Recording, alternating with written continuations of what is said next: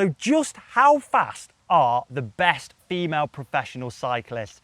And can a decent amateur male rider like myself have any chance at keeping up with them on a proper Tour de France climb? Well, in today's video, that is exactly the question I want to find the answer to. And in order to perform my little test, I've come out here to the Alps, and I'm actually sat right at the foot of the Col de la Madeleine behind me, where I'm going to be putting myself to the test to see, can I hold Pauline Ferrand-Prévot's Tour de France and stage-winning pace from last year's Tour de France Femmes? Or is it all going to end up in absolute disaster for me, biting off far more than I can chew? So this whole rabbit hole of trying to sort of experiment with how good the pros are started back in February this year, when I challenged myself to ride at Tadej Pogačar's Mont Ventoux pace for as long as I possibly could. And well, safe to say, I didn't last very long. All in, I think I survived 4 minutes 15 seconds at his 6.2 watt per kilo pace. And now, unlike my Pogačar challenge, I'm fortunate enough to be out here in the Alps at the bottom of the Col de la Madeleine, stretching up behind me.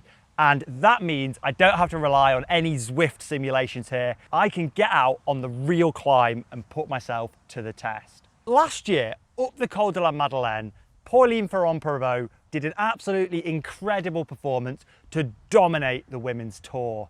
And I think most people agree it's one of the best female climbing performances of all time, at least when we're talking about longer climbs. Most outlets have estimated in last year's tour, Pauline did a hair over 5 watts per kilo up the Madeleine in order to set a blisteringly fast time of around 1 hour and 5 minutes.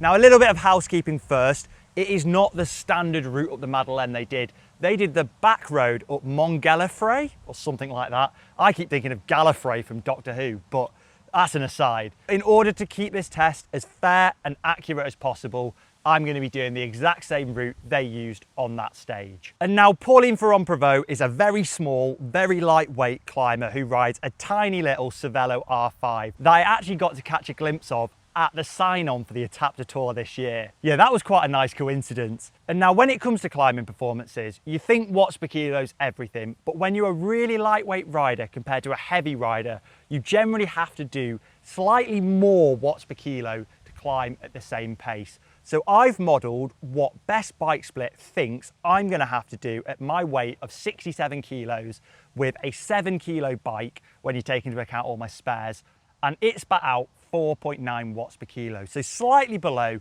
330 watts. So that's going to be my target for this effort.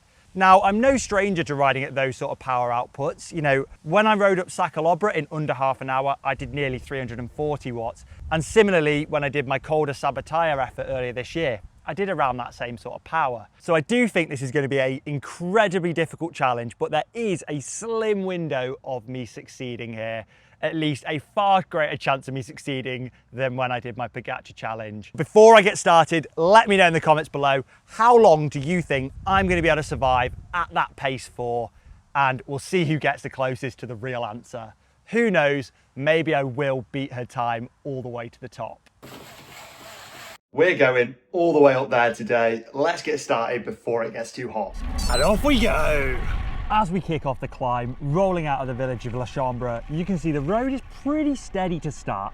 As we roll up for a few villages, being mindful in true Tour de France fashion to avoid all the speed bumps and road furniture. Here I was keeping my power fairly conservative, not wanting to go out too hard too early. But maybe I was already biting off a little bit more than I could chew, with my power often reaching quite deep into the 300 watt mark, going over 350 momentarily at times. But once we were through the village, it was time to start to work our way up the hillside. And this is where the gradient started to get a bit more proper, touching into double digits in places. And along with those steeper gradients, I started hearing a bit of heavy breathing on my shoulder. And lo and behold, there was another rider trying to hold my wheel. It was time to get a bit competitive. The first section of the back way up the Madeleine is absolutely beautiful. A nice quiet road, slowly winding its way up the hillside, with some stunning views, especially this early in the morning. But the gradients are pretty significant in places here, often right up around 8 or 9%, with occasional dips into the 10-11% mark. So I knew this was a real key moment to hold a really steady high power output with some shallower gradients to come later on. As the gradients started to flatten off, we were now 24 minutes in, and for the first 24 minutes, I'd held 318 watts. So notably a bit down on my power target. And interestingly, at this point, I was only around 1 minute 19 down on the female pros, who still had quite a few domestiques working for them here. But we were approaching the village of Mont Ventoux now, and this is where I made a bit of a mistake. Instead of following the course up to the left, I went straight on into town and had to pull a quick UE to get back on course, letting the rider who was on my shoulder get a bit of a gap on me. Onto that rider, whilst I'm not as averse to someone sitting on my wheel as your average Reddit user, it was in this instance a little bit distracting. However, it did give me good motivation to lock back in after this mistake and pace my way back to his wheel, trying to lose as little time as possible. But I was really starting to suffer now. A combination of my tired legs from the attack and the altitude really wasn't doing me any favours, to the point where, unfortunately, at the half-hour mark, I had to give up and stop. And unfortunately, as is becoming all too common of an occurrence for me, yeah, I've kind of failed another challenge. But after a brief moment to regather my thoughts, I was determined not to give up this easily. I still had put in a solid half-hour shift at the bottom of the climb. It was time to get the rest of it done and see, while beating the time wasn't an option, just how close I could actually get. Well, yeah, that always wasn't going to last to the top. Whilst theoretically 330 watts should be doable based on some of our past performances, I never seem to be able to do it in the Alps. And excuses aside, we had to start kicking the effort off again, slowly turning the watts back up to a reasonable level. And lo and behold, I was approaching my friend from earlier, getting back towards his wheel. But this time, I wasn't going to let him sit around on my wheel. I went straight past him, putting some decent daylight in between us. And now we were approaching the end of the really difficult part of this climb, and we were actually going into an easier section with some flatter gradients as we worked our way down into the ski town before we rejoined the main climb for the final 5 kilometers. But interestingly, on that section of flatter gradient, this is the part of the climb where I lost by far the most time to the female pros. Clearly, working with other riders during a race, you have a massive advantage here. This was where it was all to play for and time to leave everything out on the road. But this wasn't going to be an easy 5 kilometer. The average gradient remaining was around 8% from here on, and it was getting quite high elevation as well. As you get closer to the 2,000 meter mark, this is where I find the altitude really does start to bite.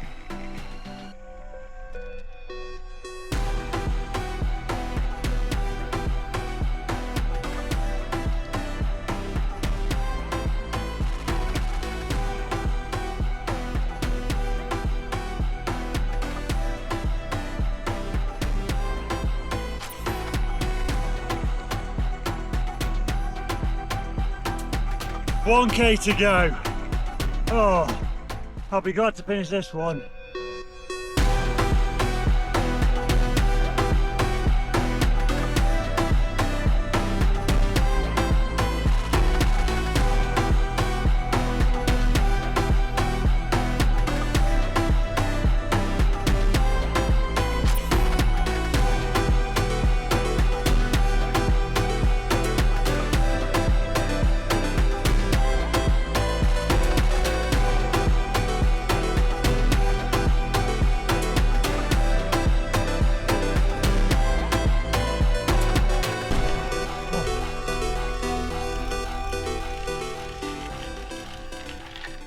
So we are at the top now. Oh, that was pretty hard work. I nearly gave up after about half an hour, but somehow I managed to find my legs again. But unfortunately, yeah, the time wasn't great. I did it in about 1 hour and 16 minutes, which by my calculations was nowhere near as fast as Pauline did. So yeah, I would have got dropped in the women's tour, unfortunately, but what an epic ride it was. And I mean, it really puts perspective to just how fast they are. If you're ever sat on the sofa thinking, oh, I could probably do that, well, the answer is, unless you're a far better climber than me, you definitely can't. Yeah, what an epic ride it was up here. And just take a look at those views. Absolutely stunning. So as you can probably see from this video, we've got quite a clear answer to just how fast the female pros are, and it's probably faster than you. Well, at least it's faster than me anyway. By the top, I'd clocked a time of 1 hour and 16 minutes and 40 seconds with an average power of 228 watts. A good 11 minutes slower than second place on the day, Sarah Gigante, and probably more like 13 minutes slower than Pauline Ferrand-Prévot. So yeah, hopefully when you're watching the Tour de France Femmes this year, this will give you an extra bit of respect for just how flipping incredible these riders are. I hope you've all enjoyed this video, and I'll see you all in the next one.